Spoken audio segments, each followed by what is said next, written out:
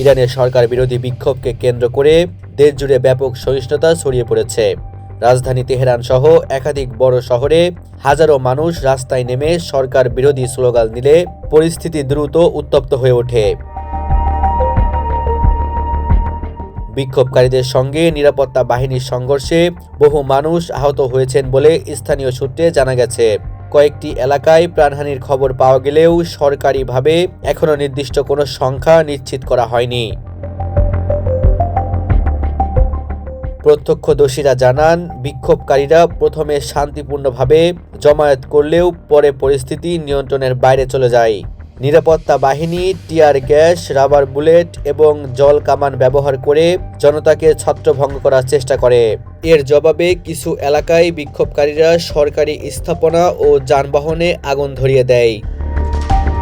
Tehran, Isfahan, Shiraz ও মাশহাদে সংঘর্ষ সবচেয়ে তীব্র আকার ধারণ করেছে বলে খবর পাওয়া গেছে।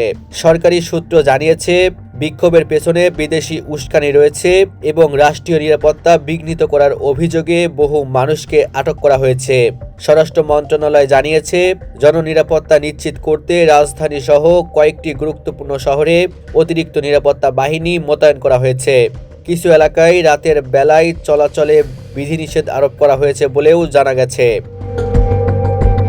অন্যদিকে মানবাধিকার সংগঠনগুলো অভিযোগ করেছে, বিক্ষোভ দমনের নামে অতিরিক্ত শক্তি প্রয়োগ করা হচ্ছে।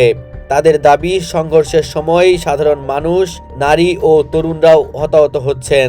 বিশ্লেষকদের মতে, অর্থনৈতিক সংকট, দ্রব্যমূল্যের ঊর্ধ্বগতি এবং রাজনৈতিক অসন্তোষ দীর্ঘদিন ধরেই ইরানে জমে উঠেছিল।